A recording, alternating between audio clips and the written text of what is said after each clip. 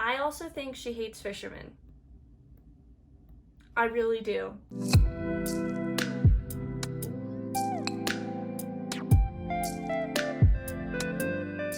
Hello, my name is Emma, and welcome to the first ever meeting of Queer Poets Society. This is basically like Dead Poet Society, one of my favorite movies.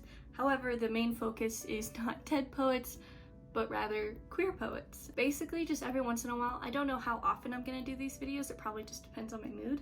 I'm going to choose one poet to read some of their poetry from. I might also read like some essays or something, whatever I have on them, and then I will talk about them.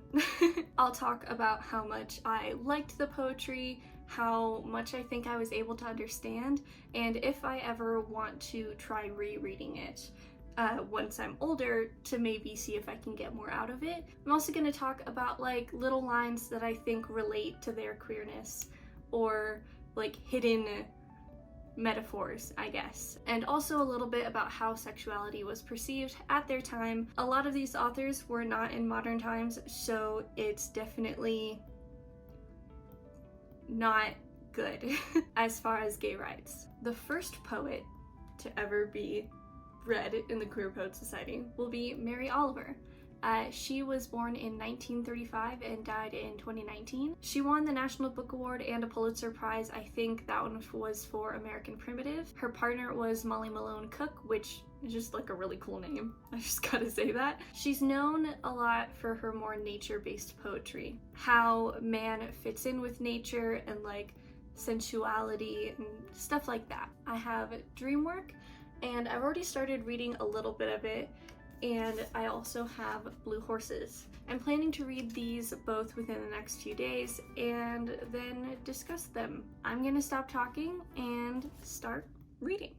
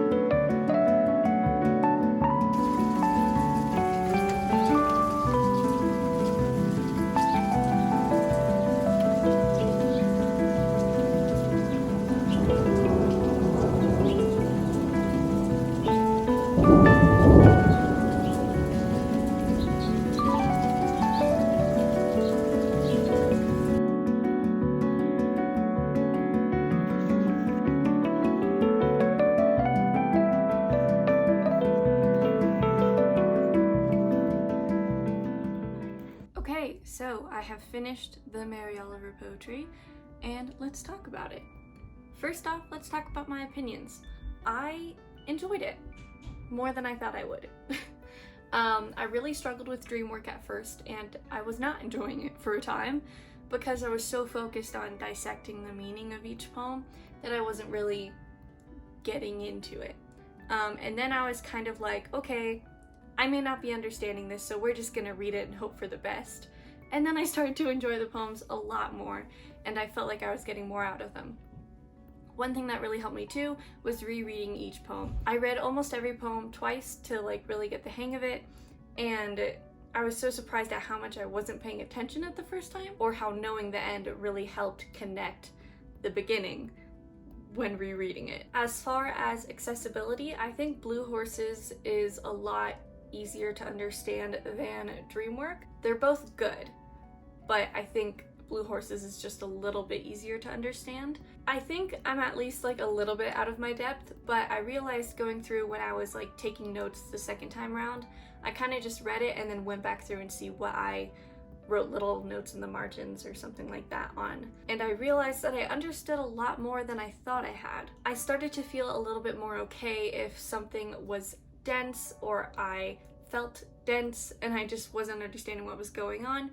I would just kind of read it, and sometimes I would read a poem and I would like feel something, and that's important. even if maybe I didn't understand like the bigger meaning that there was to the poem, it still did something. There wasn't a ton about sexuality throughout the poetry that I really noticed. I'll talk a little bit more about that later when I'm talking about each specific collection. Let's start with Dreamwork. I read this one first. There was a few themes that I noticed throughout. One was the truth through dreams, or finding the truth through dreams. That was the theme in here, with a poem titled Dreams and another one titled Rage, the last line being, and dreams do not lie, and a few other things relating to dreams and truth. There was also fire and life, and there's a lot of fire imagery in here, and if you go into it thinking like fire kind of symbolizes life in a way, it kind of not clears things up, but it sort of pieces things together a little bit. I would name a few poems, but like so many of them have fire in it that I can't remember like any specifically. There is one titled Fire. Another theme is how humans interact with nature and how they sometimes impose on nature. A good example of this is Black Snakes. I thought that was a fantastic poem. And At Loxanachi, I'm not entirely sure how to pronounce that one, but both of those sort of talked a little bit about imposing on nature. I also think she hates fishermen. I really do. There are two poems in particular, The Waves and The Shark, that I think talk about fishermen, and she really does not seem to enjoy them. Like, just contempt all around. Let's start things off with the first poem, Dogfish. If you asked for a picture, I would have to draw a smile under the perfectly round eyes and above the chin, which was rough as 1,000 sharpened nails. And you know what a smile means, don't you? So that's just kind of like cheeky, I would think. And it sort of sounds like she's describing stubble on a chin, like 1,000 sharpened nails. And then later she says, also, I wanted to be able to love, and we all know how that one goes, don't we? Slowly. And so wanting to love freely, just kind of that theme. At this point, this one was published in 1986, so she was with Molly Malone Cook. Wild Geese is probably one of her most well-known poems. And it was just one of those things where I was like, okay, it's one of her most popular poems, whatever. And then I read it and I was like, for a reason. You do not have to be good. You do not have to walk on your knees for 100 miles through the desert repenting. You only have to let the soft animal of your body love what it loves. Tell me about despair, yours, and I will tell you mine. It's so weird because it seems like mysterious and I don't quite understand, but it also seems so plain and out in the open. Like the first two sentences, you do not have to be good. It's just straight up saying, you know, you don't have to do all this stuff to be good. And you only have to let the soft animal of your body love what it loves. I just think that's really sweet. And yeah, I really like that. Black Snakes was one that I referenced earlier. I think it's so good. One flowed under the leaves, the other flared half its length into the air, against my body, then swirled away. Once I had studied, I thought, how valiant, and I wished I had come softly. I wished they were my dark friends, wishing me gone with their stone eyes, not knowing what I would do next. Their tongues shook like fire at the echoes of my body.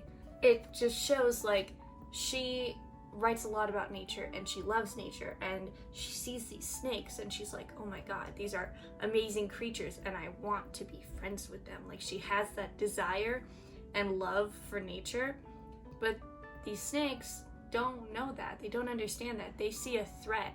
They hear the echoes of her body and hiss their tongues in fear and out of like defense almost. Last one I'll talk about for Dreamwork is The Moths. I think this one is really interesting because there's talk of moths in here, you know? But there's little bits in between that just kind of like peek in there and are, I don't know how to explain it, so I'll just read it. If you notice anything, it leads you to notice more and more. If I stopped, The pain was unbearable. "You aren't much," I said, one day to my reflection in a green pond, and grinned. At night sometimes, they, the moths, slip between the pink lobes of the moccasin flowers and lie there until dawn, motionless, in those dark halls of honey. It's just interesting because it's a poem not about moths, but kind of, but there's like those little stanzas in between that kind of just have their own little feeling to them. And I thought that was interesting. I really enjoyed this, especially going through and looking back at little notes that I had taken. I understood the poems more, and I had a greater appreciation for them looking through them again. Okay, let's talk about Blue Horses. This one was very different. This one was a lot more comedic, and it also read a lot more like a stream of consciousness. It felt like if someone had written down their stream of consciousness, but like they were really eloquent and could word it really well without trying. This just felt more like talking to you, kind of saying random things, like if you're just having a random conversation with a friend and then you realize what they say and you're like, damn, that was really poetic. Okay, man. There were also a couple poems still about fishermen, and they were not good ones. Not like they were bad poems, I just really think she hates fishermen. This one was written in 2014, and so you see Mary Oliver sort of discovering new things and trying them out, and it's really fun. She writes a poem about her first yoga class, and it's great.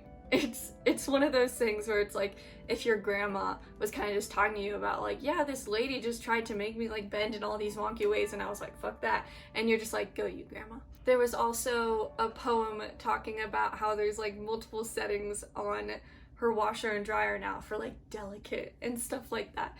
There were just a couple in here that were talking a little bit more about like modern things, and it was kind of funny. The washer asks me, do you want regular or delicate? Honestly, I just want clean. I can turn on the light of the lamp beside my chair, where a book is waiting, but that's about it. Oh yes, and I can strike a match and make fire. It's just good. It's good. And so this, again, was published in 2014, and her partner, Molly Malone Cook, died in 2005. And it seems like Mary Oliver found someone new that she kind of fell in love with. And there's like 3 poems in a row that kind of encapsulate this. Little Lord Love. Little Lord Love, he with the arrows, has definitely shot the last one with my name on it. Straight to the heart now, when I am no longer young. Little Lord, frolicsome boy, why did you wait until now? Little crazy love song. I don't want eventual, I want soon. I eat up a few wild poems while time creeps along, as though it's got all day. This is what I have. The dull hangover of waiting, the blush of my heart on the damp grass. The flower-faced moon, softly my right hand fondles my left, as though it were you. I woke and crept like a cat on silent feet about my own house to look at you while you were sleeping. I did this, thinking I was intruding, yet wanting to see the most beautiful thing that has ever been in my house.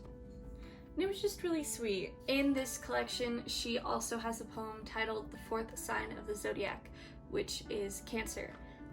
And it's where she addresses that she finds out she has cancer. It's kind of sad, but I'm not gonna read it, but if you do want to look into it, it's a really great poem, and it's The Fourth Sign of the Zodiac. That's the title of it. But yeah, so she got cancer and she died in 2019, so a few years after this was published.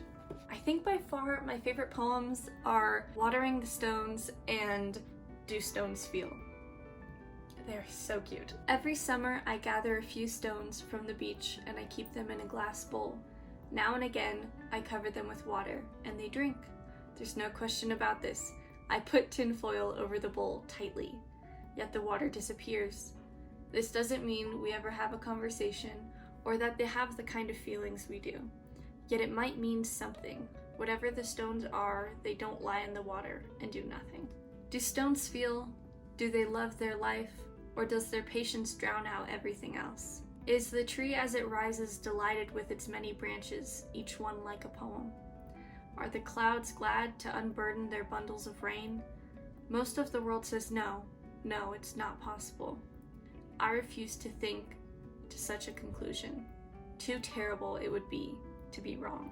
Those are just so cute. I wanna have a jar of stones and water them. Like a pet rock.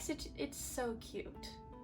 It's so sweet. In conclusion, I really enjoyed both of these. I had a lot of fun with them, and even though I kind of stressed with this one a little bit, thinking that I wasn't smart enough to get all of it, I got what I needed to.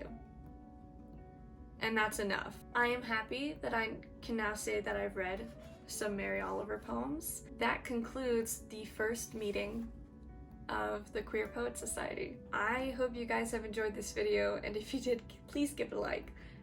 Let me know if next time I should alert you guys beforehand, like which poet and which collection I'm reading, so that we can read together, and then I'll post the video, and so you'll have like read some of the poetry beforehand, or if it should be a live show sort of thing. Just let me know what you guys think, but yeah, I'm having a lot of fun with it. I'm super excited to do it next. I'm hoping maybe once a month or more. It all kind of depends on school, honestly. But yeah, thank you guys for watching. I hope you guys have an amazing rest of your week, and I will see you next time.